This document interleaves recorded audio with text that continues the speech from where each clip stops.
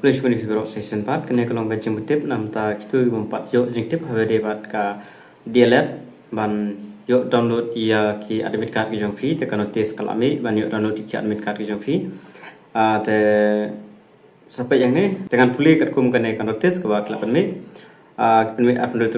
this is an information to all those candidates who had applied for admission to the 2 years diploma in elementary education DELED program for academic session 2025-2027. That the entrance test will be held on 11 July. Kadoi tarik jumana July kin pelong ya ka entrance test 2025 Friday from 10:30 am to 12 noon. Kemama na reach post tang sedang for dayat sora nongpo nongstoin tura resbel para anpak mara. Kini gidayat kan long baik kadoi tarik July kapor postang. However, on account of the Beding Clam Festival, the entrance test for Tayat Tatlasken, Tanga Tatlasken, Joka West Gentia, West Gentia Health District will be held on 9 July. Joka West Gentia, Tatlasken, can they July, can they Kadwe July, Wednesday.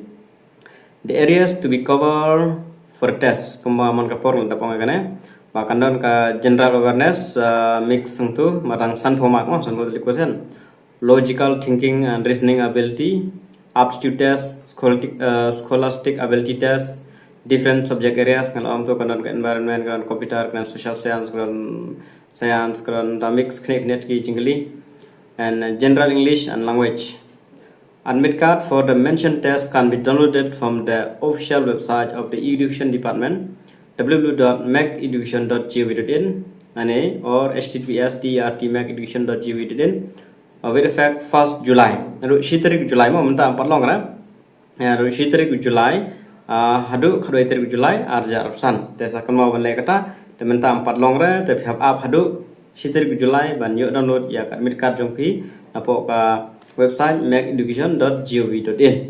Tengah subul pai ka link ru tamam padio ra menta sampai deha tarik hanang. Tangkan ni ki jemput the all the best namta jong pi pen khrep ha namta kan ka entrance test. Thank you, Egypt.